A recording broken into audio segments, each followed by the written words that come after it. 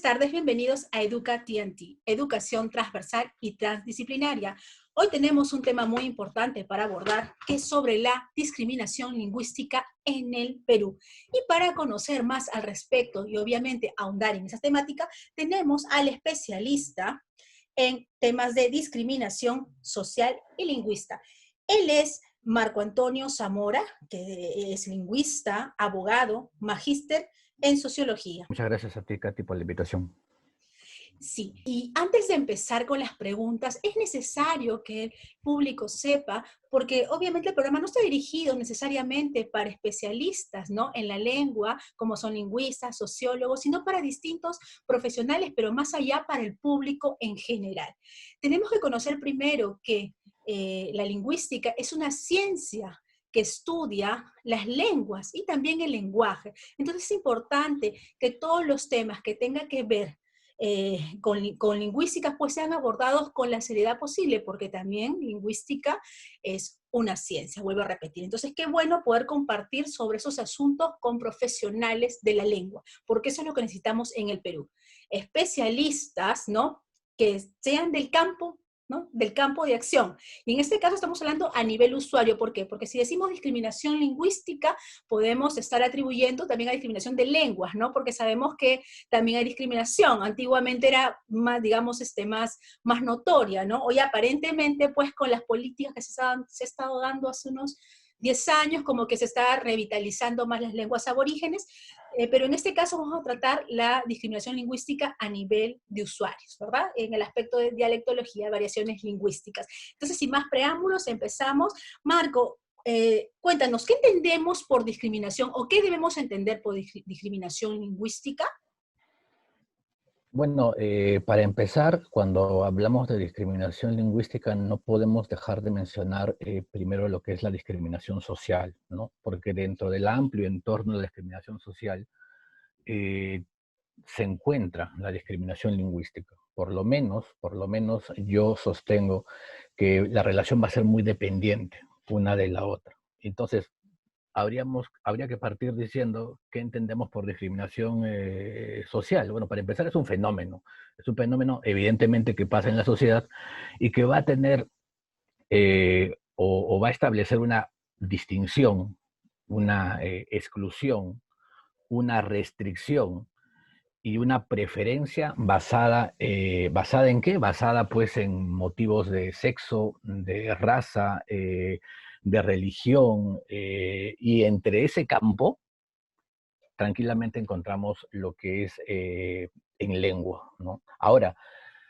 de ahí ya podemos recién derivar a lo que sería la discriminación lingüística, ¿no? Entonces vamos a encontrar lo mismo, es esa preferencia que tiene pues un grupo, un individuo o un grupo social, ¿no?, al discriminar las características lingüísticas que va a tener las personas o los usuarios de otras lenguas, ¿no? Ojo, acá hay algo muy interesante y bastante curioso, porque de repente tu público estaría pensando, la discriminación que se puede hacer, digamos, del castellano al quechua.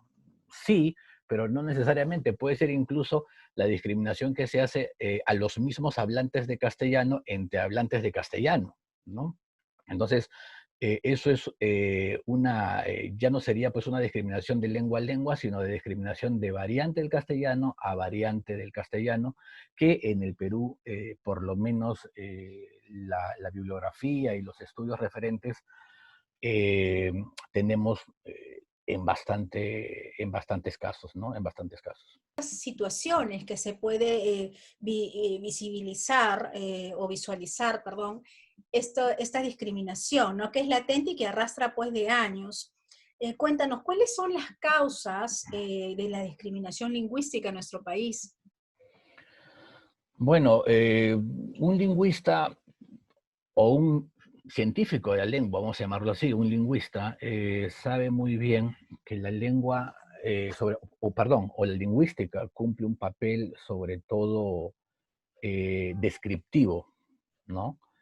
Y no un papel, digamos, prescriptivo o inquisidor sobre cómo se habla, ¿no? Más bien el lingüista analiza, es un especialista encargado de analizar cuál es el continuum, el transcurso de la lengua, ¿no?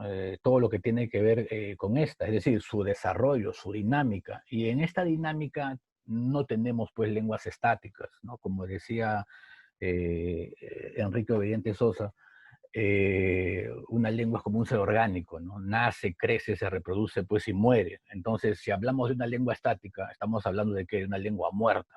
El castellano, por ejemplo, no es una lengua estática, es una lengua que para en constante dinámica y esas dinámicas involucran necesariamente variantes, subvariantes, categorías que a nivel lingüístico no tienen ninguna razón de ser discriminadas, porque eso no es científico, pero a nivel social sí, ¿no? Entonces, es a nivel social, o vamos a llamarlo así, extralingüístico, en las cuales las personas o grupos sociales, por alguna razón, van a tener pues un ideal de lengua, un ideal de forma de hablar, y eso lo van a, digamos, ensalzar, ¿no? En detrimento de otros tipos de variantes o de otro tipo de lenguas. Y eso es algo, reitero, que tiene que ver con aspectos sociales, históricos, a nivel mundial y que se ha arrastrado pues desde épocas antiquísimas, ¿no? Por ejemplo, solamente para darte un ejemplo, los griegos acuñan la denominación bárbaro, ¿no? Que tiene una etimología fundamentalmente basada pues en bárbaro de balbuceo, es decir, las personas que balbucean o las personas pues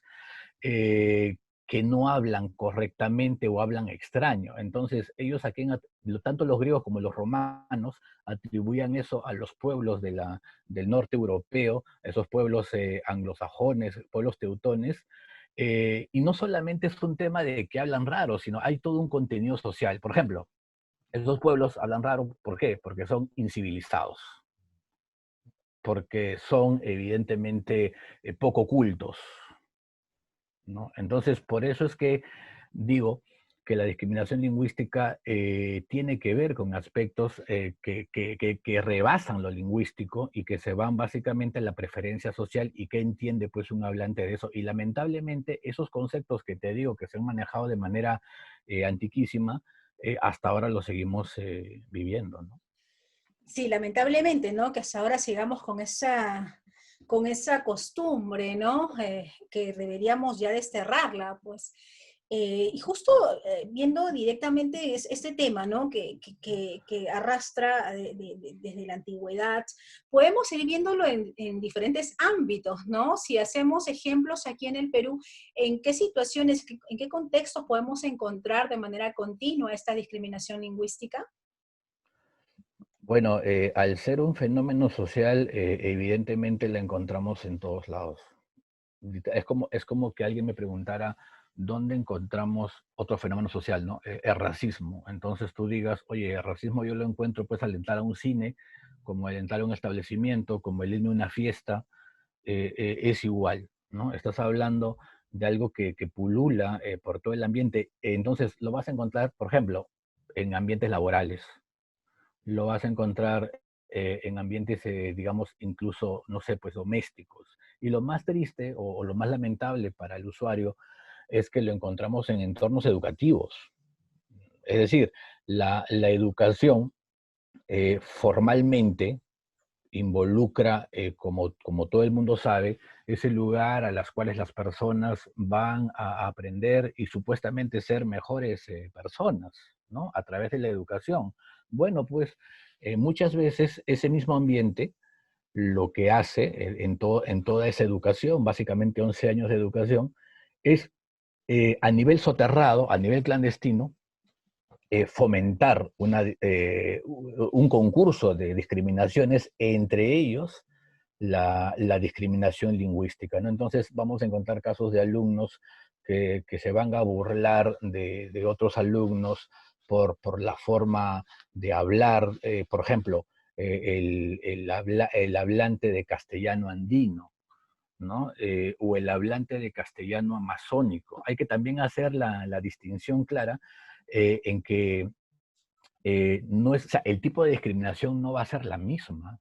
Hay diferentes tipos de discriminación. Es decir, una cosa es discriminar a alguien que habla un castellano amazónico y otra cosa muy diferente es discriminar a alguien que habla pues un castellano andino o castellano del norte, ¿no? Va a haber un tema de intensidad, pero, ojo, pero digamos que la discriminación se va a dar igual y los efectos van a ser también contundentes, ¿no? Claro, y vemos que uno de los efectos pues son los estereotipos y las humillaciones que suelen sufrir personas que tienen un dialecto, digamos, amazónico, un dialecto también de castellano andino, ¿no? Entonces quizás no sea en todos los contextos donde ellos se desenvuelven, pero en las ciudades pues donde generalmente se trata de, digamos, estandarizar una forma de hablar el castellano, ya sea por, digamos, más que por relaciones sociales que tienen que establecer en centros laborales, centros académicos, ¿no? Como que se sienten esas personas empujadas a tener que hablar el castellano, como dicen, de manera correcta, no entre comillas, el castellano estándar. Ante todo eso, dime, porque en verdad puede generar secuelas en las personas, ¿no? Porque si bien la discriminación lo encontramos en diferentes esferas de la sociedad, pero en aquellos ámbitos donde, como tú comentas, el educativo, ¿no? Debería ser pues todo lo contrario y vemos pues que realmente no se sabe si está avanzando en esa materia, digamos, en mejorar las condiciones, ¿no? Sobre todo a partir de los profesores, porque ellos son quienes interactúan con los chicos. ¿Qué efectos o qué consecuencias traerían consigo esta discriminación lingüística? Eh, Podríamos pensar que los efectos serían a nivel personal, pero obviamente también son a nivel social y lamentablemente también son a nivel de la lengua. Es decir, la lengua, en este caso, o la variante, se afecta tremendamente porque yo considero que la discriminación lingüística contribuye, por ejemplo, en mucho a la, digamos, a la paulatina erradicación o extinción de lenguas en el Perú. Creo que en la actualidad aproximadamente 20 lenguas de habla en el Perú están en serio peligro, las demás no. En este caso, de las 47 lenguas que tenemos, las demás todavía se siguen hablando, pero el hablante, vamos a llamarlo así, desde la naturaleza social del hablante, el hablante se da cuenta no solamente de que su lengua no le sirve para un desarrollo cotidiano, por ejemplo, para lo que nos sirve a nosotros, el inglés, ¿no? Y evidentemente, nos guste o no, tenemos que aprender inglés si es que queremos escalar muchos niveles. En la actualidad, por ejemplo, está surgiendo lo mismo con el chino, ¿no?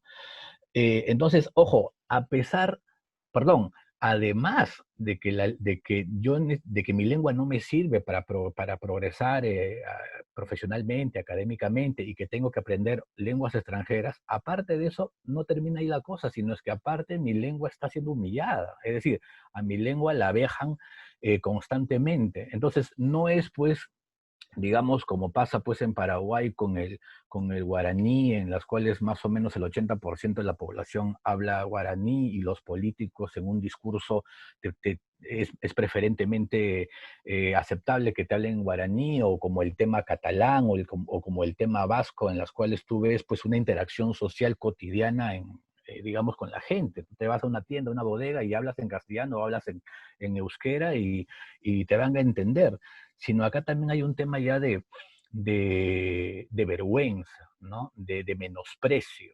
Entonces, no solamente, y ahí eso sería bueno enfatizar, no solamente es lo lingüístico, sino también es lo social, es lo político, ¿no? Entonces, eso evidentemente hace que el hablante reflexione y diga, bueno, esta lengua es mi lengua, es mi patrimonio, es parte de mi acervo cultural.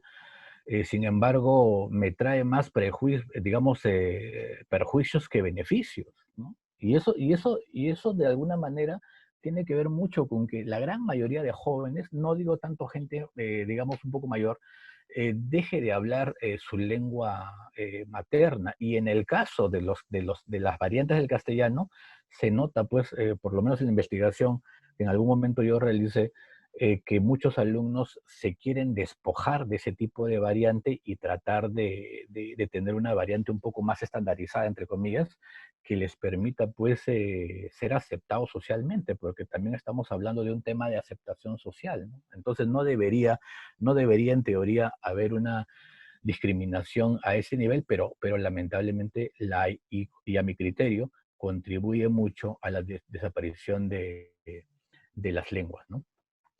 Claro, y yendo un poquito más allá, hablamos de la necesidad de establecer políticas sociales y también políticas lingüísticas, ¿no? Sabemos que tú también eres abogado. Cuéntanos cómo va en ese ámbito, ¿no? De las políticas sociales, el respaldo a las lenguas y obviamente también a los usuarios, ¿no? De diferentes dialectos del castellano. Y aparte queremos saber si está tipificado también como delito la discriminación lingüística, bueno, también es una variante la discriminación, ¿verdad? Porque hay por fenotipo, ¿no? Por procedencia étnica, ¿no? Pero queremos también de por sí implica ser, digamos, una sanción, ¿no? De tipo legal.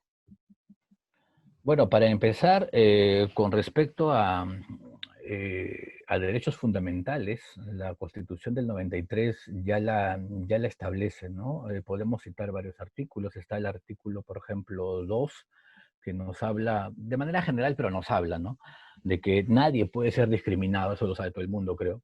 Nadie puede ser discriminado por temas de religión, de credo, de raza, y entre eso está de idioma, ¿no? Entonces ya desde ahí, con respecto a derechos fundamentales, el marco constitucional ampara a la persona y evidentemente eso tiene pues una retahíla de normas que supuestamente avalarían eso. Nos vamos al artículo, en este caso 48, que también el artículo 48 nos va a decir también de la Constitución que las personas pueden o tienen o pueden hablar su lengua en el ámbito que corresponda, ¿no? Si eres de la sierra, pues hablarás la lengua que es el quechua o qué sé yo, o en la parte altiplánica la aymara, etcétera. O sea, es un derecho tuyo, elemental, humano, que tú tengas que manifestarte a través de tu lengua. Si retornamos como al artículo 2 y al inciso 19, dice algo también similar, ¿no? No solamente hablo de mi lengua, en este caso pongamos como ejemplo quechua, sino también el artículo 2, inciso 19, dice que yo, ante cualquier trámite administrativo o judicial, yo exijo la presencia pues, de un traductor, ¿no? De un traductor, un intérprete, alguien que pueda ensalzar. Ahora, como tú ya sabes muy bien, yo siempre digo esto, en el Perú las leyes son muy buenas, ¿no? Pero el problema es la aplicación. La aplicabilidad es lo que pasa, ¿no? Entonces, todo lo que te acabo digamos, relatar en la aplicación por diversos temas simplemente no existen. O sea, no se aplica por un tema de presupuesto, por un tema de mentalidad, por un tema de políticas. Y lo último, vamos a llamarlo así, lo más novedoso con respecto a leyes, fue en su momento pues el decreto supremo 29735, ¿no? Promovido por esta excongresista María Sumire, que hablaba justamente de la preservación, desarrollo y recuperación de las lenguas. Entonces, eso ha sido bastante avalado e impulsado por el Ministerio de Cultura, pero la idea es, y yo me imagino que debe ser así, se proyecta a que las lenguas en el Perú tengan una mayor difusión social y tengan un mayor amparo jurídico, ¿no? Porque el tema es todavía no goza de visibilidad social. Claro, y también generar conciencia, reflexión en la población, ¿no? Con el respeto también a los hablantes de lenguas aborígenes y también a los que tienen, los usuarios de diferentes variables, ¿no? Del castellano, ¿no? El castellano andino, amazónico. ¿no? Que no debe ser menospreciado, ¿no? Y ser respetado. En todo caso, como mencionabas, que en sí hay leyes que se han establecido, pero todo queda en el papel, ¿no? Y es necesario que se hagan respetar, porque si no vemos que se está dando legitimidad a aquellos actos de discriminación, ¿no? Por un lado tratamos de avanzar con las leyes, pero por otro, pues es un saludo a la bandera prácticamente, porque no se reflejan en la realidad cuando amerita ser sancionados aquellos casos, ¿no? De injusticia, ¿no? Específicamente de discriminación lingüística. ¿Qué se necesita, a ver, o qué es lo que se está necesitando para poder disminuir la discriminación lingüística en el Perú? Eh, Además del ámbito legal, ¿no? Macro del Estado, a nivel social, ¿qué es lo que necesitamos en el Perú para poder disminuir esta problemática social? El tema de los derechos lingüísticos, para empezar, y además de esta serie de políticas lingüísticas que han surgido en las últimas décadas, son justamente así, es decir, en las últimas décadas. Es decir, el trabajo sigue siendo todavía reciente, ¿no? En su momento, pues, he escuchado a políticos vinculados a esta tendencia, que según ellos no se trabaja mucho este tema, ni siquiera, pues, en algunos estamentos en los cuales debería trabajarse. Sin embargo, creo yo que en las últimas décadas esto sí se ha venido haciendo, el desarrollo, pues, de la enseñanza intercultural bilingüe, en la formación de docentes, em, en la digamos, en la revaloración, en el desarrollo, pero lo que yo creo que todavía cojea es el tema de la concientización de tanto del delito como de la falta de conocimiento, ¿no? En la población. Es decir, el poblador de a pie, no el especialista, no la persona, no, ni siquiera estoy hablando de la lengua, en este caso, por ejemplo, los hablantes de Asháninka, por ejemplo. No, no estoy hablando de ellos. El hablante del supuesto castellano estándar que está por ahí convencido de que su forma de hablar es la correcta, y no solamente la correcta, porque, no sé, de repente puede ser la normalizada, pero por lo menos el que tiene el criterio sancionador o incluso inquisidor para decir, oye, tú hablas un poco raro, con un motoseo, y por lo tanto no hablas bien, eres porque eres de la sierra, porque eres indígena, porque eres inculto. Hay una serie de un campo ahí de significados negativos que se le atribuyen a esa persona. Y si esa persona, ojo, no tiene una revalorización clara de su cultura y de su lengua, evidentemente va a ser una persona o un candidato perfecto a ser un disidente de su lengua, ¿no? Y simplemente con eso se desgasta. Entonces, yo creo que para mejorar este tema se necesita ir más allá de lo que se está haciendo, a establecer un criterio de concientización nacional, ¿no? Y ojo, eso puede parecer utópico, pero sí se puede hacer. Tú lo sabes muy bien, se ha avanzado mucho en criterios de género, no solamente a nivel local, a nivel mundial. Se ha revalorizado el valor, la posición de la mujer. Hay más leyes, las voces cada vez se hacen más fuertes. Ha habido una lucha que hasta ahora continúa, y yo creo que va bien, sigue siendo lucha, sigue surgiendo, pero en contra de racismo. Eh, pero como dije al iniciar la entrevista, tanto el género como el tema de la raza o el fenotipo siguen siendo fenómenos sociales tan iguales como la discriminación lingüística. Entonces, si esos elementos han podido salir adelante, aunque sea un poco, ha creado cierta concientización. Todos los días yo veo, por lo menos a mí se me entraba en la cabeza, de que un hombre no puede maltratar a una mujer ni física ni psicológicamente. Ese tipo de políticas se deberían dar también a nivel nacional con respecto a la identidad, respeto y valorización que se tiene que hacer a las demás lenguas y a las variantes de las lenguas. ¿no? Porque si no, simplemente vamos a seguir con esa idea de que al igual de que antes se pensaba pues que la persona blanca era la persona, digamos, con más estatus y hasta incluso por criterio divino, como alguna vez se planteó, superior a las demás, vamos a seguir pensando que el que habla pues un castellano estándar es por lógica, a priori, superior en todo aspecto al que habla pues, no sé, pues otra lengua, una lengua aborigen o una variante del castellano que para él va a estar, digamos, llena digamos, de fallas, de falencias, ¿no? Entonces yo creo que lo que le falta a las políticas lingüísticas actuales es un tema un poco más macro de concientización, ¿no? Primero, una revalorización del mismo hablante, ¿no? Que el mismo hablante sepa lo que tiene, ¿no? Y lo otro es a la sociedad que no forma necesariamente parte de ella, ¿no? Entonces, eso yo creo que todavía no se está sintiendo a nivel nacional. Claro, si bien hay que reconocer que el Ministerio de Educación desde hace varios años ha empezado una buena labor con las comunidades indígenas, en el caso a través de la elaboración de los alfabetos, ¿no? Que ya casi todas las lenguas tienen oficializado, ¿no? Y normalizado el alfabeto, por decirlo así, pero va más allá, ¿verdad? Como que concientizar más a la gente que interiorice la importancia, ¿no?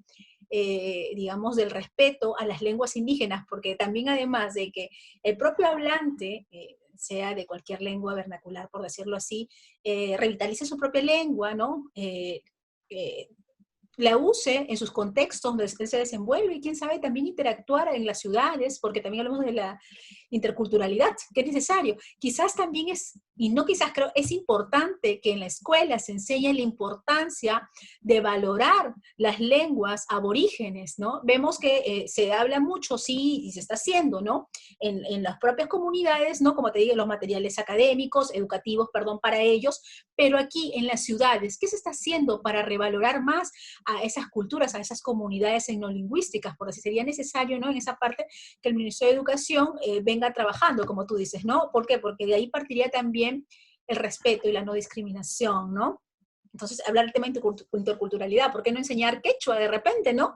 ¿Por qué no enseñar a Xánica, ¿no? O a las universidades nacionales como un curso electivo, ¿no? En todas las carreras.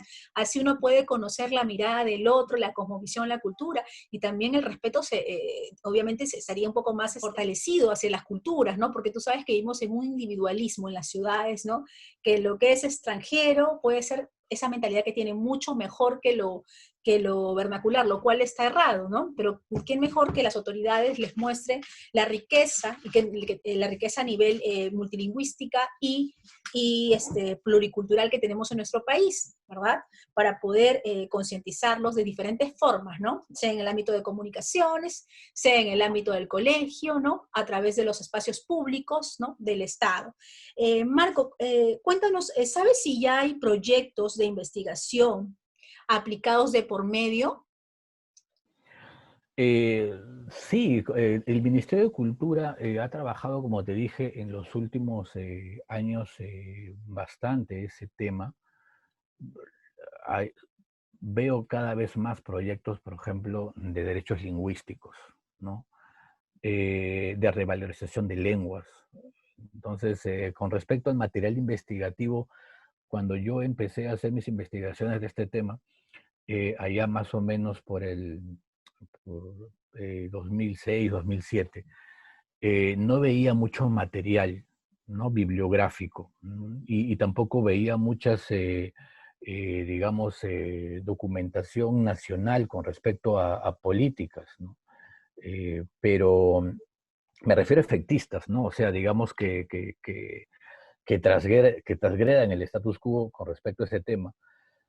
Pero ahora veo tanto proyectos que se presentan como también investigaciones, ¿no? Hay investigaciones no solamente de la lingüística, sino también de la sociología, sino también de la antropología, porque es bueno no solamente en este caso describir a la lengua como hace la lingüística y establecer fenómenos que pasan ahí, sino también es bueno desde la sociología eh, analizar cómo se ven estas dinámicas sociales, es decir, cómo el hablante de castellano mira, pues, digamos, al migrante.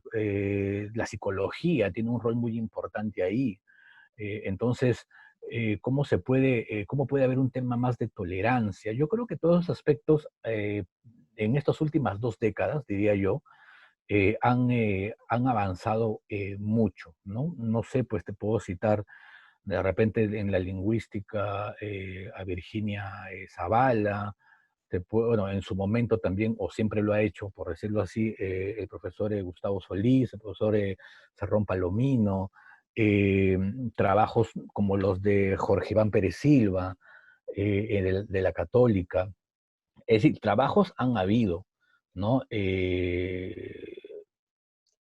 Pero Pero trabajos yo considero, perdón, ajá, que se puedan concretar en políticas sociales, que no eso queden sí, en lo académico, ¿no? Que sean eso, aplicados. eso, eso ya depende mucho de un aspecto tanto político como de iniciativa del Estado, ¿no? Entonces, el problema del Perú siempre ha sido que los grupos políticos o los ejes de gobierno que llegan eh, a un poder aplican políticas de gobierno determinadas, le hacen preferencia a algo, ¿no? Eso alguna vez se lo escuché, por ejemplo, a Cerrón Palomino criticar ese tema, ¿no? O sea, vivimos de financiamiento externo, ese financiamiento se acaba, después hay gobiernos y gobiernos que establecen una cantidad respectiva. Yo creo que se ha avanzado, pero si tú me hablas a nivel de políticas, yo creo que se ha avanzado algo en consideración a derechos lingüísticos, a consideración de políticas de interculturalidad, pero todavía siguen siendo esfuerzos, creo yo, un poco, o sea, no contundentes, ¿no? Para mí el tema radica esencialmente, o sea, lo más reciente, como te dije, es esta ley que la 29725 que creo que sí es importante, ¿no? Por llamarlo así, le tengo fe, ¿no? Le tengo bastante fe, pero que eso no va a llegar a buen puerto si es que la sociedad y el gobierno como tal no se lo toma en serio y simplemente no lo aplica, ¿no? Y hasta ahora, como te dije anteriormente, no veo de manera contundente en la calle o que este tema ni siquiera se visibilice, ¿no? De repente a nivel zonal, a nivel de grupos étnicos, me imagino que sí, pero, pero por lo menos en el campo de estudio en los cuales yo me he enfocado, que es el tema de la educación, de la discriminación lingüística en la educación peruana, no veo ni en la currícula, digamos, ni en la mentalidad del estudiante, ¿no? De repente en la currícula puede aparecer como un saludo a la bandera o de repente una clase, un comentario de 1 hora o de media hora en todos los 11 años, pero no hay elementos contundentes. No sé si, como tú dices, sea un tema de que se tenga que enseñar una lengua. Yo creo que con que se enseñe a respetar una lengua, basta y sobra, pero una política de verdad, ¿no? Una política que quede impregnada en el alumno. El alumno no va a aprender si es que al llegar a su casa ve a su padre que está pues choleando a alguien o está burlándose de alguien que vende, no sé, pues un mercader por su forma de hablar, o porque sus amigos se burlan de la chica que habla mal castellano y la minimizan socialmente, poco o nada va a ser el alumno. Entonces, eso tiene que ser, cuando hablamos de discriminación en general, no solamente lingüística, definitivamente la política tiene que ser integral y desde ese punto de vista no se percibe nada transformador hasta ahora en la sociedad peruana. Exacto, Marco, qué interesante que nos compartas pues todo ese bagaje de investigación, ¿no? Al respecto, sobre todo para hoy en día que, bueno, estamos en un contexto que con el tema del COVID-19 ha salido tantos vacíos de información que tienen los ciudadanos en general con respecto a problemáticas sociales, ¿no? No solamente lo vemos en las interacciones diarias en los mercados, ¿no? Con ese tema del contagio, no respeto al distanciamiento social.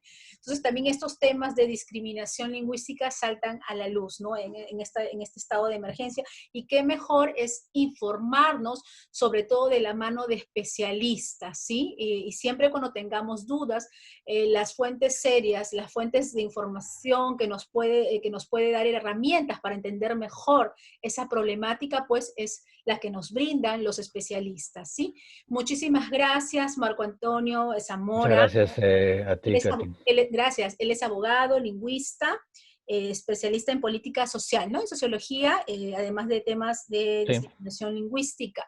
Eso ha sido todo por hoy. Muchísimas gracias. Les saludo a Caterine Vega y hasta la siguiente sesión, sin antes decirles que, bueno, ¿qué estamos haciendo nosotros como ciudadanos para poder mejorar nuestro país y poder disminuir y combatir las problemáticas sociales, sobre todo de discriminación lingüística y en el Perú? Muchísimas gracias.